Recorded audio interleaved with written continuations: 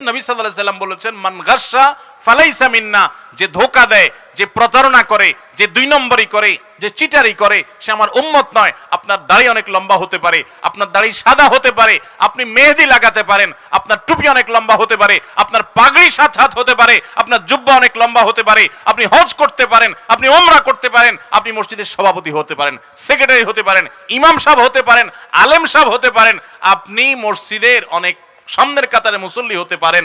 আপনি যেই হন না কেন, যত বড় টুপি লাগেন না কেন, আল্লাহর খাতায় আপনি চিটার, আল্লাহর খাতায় আপনি প্রতারক, আপনি ভণ্ড, আপনি 2 নম্বর মানুষ। মনে রাখবেন, ঠিক ঠিক বলে খুব বেশি চিল্লানোর দরকার নাই ভাই, একটু ভেতর থেকে উপলব্ধি করেন। হয়তো আপনারা এখন চিন্তা করতেছেন আপনাদের এলাকায় কেউ এই কাজ করছে, এখন তারে বাঁশ দেওয়ার জন্য জোরে সোরে ঠিকঠাক বলতেছেন। এই কথাগুলো হয়তো কারোর উপরে যাচ্ছে, আপনি খুব মজা পাচ্ছেন, এই জন্য একেবারে জোরসে নারায় তাকবীর দিচ্ছেন, জোরসে ঠিক বলতেছেন, হুজুর বাঁশ দিচ্ছে, আমি ঠিক বলে আরেকটা বাঁশ দিয়ে দিলাম।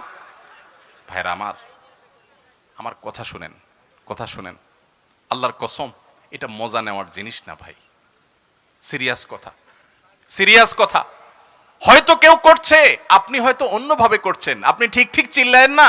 ঠিক ঠিক চিল্লানোর চাইতে বড় জিনিস হলো উপলব্ধি করেন, কখনো অসৎ উপায় অবলম্বন করে 1টি টাকাও কামাবেন না।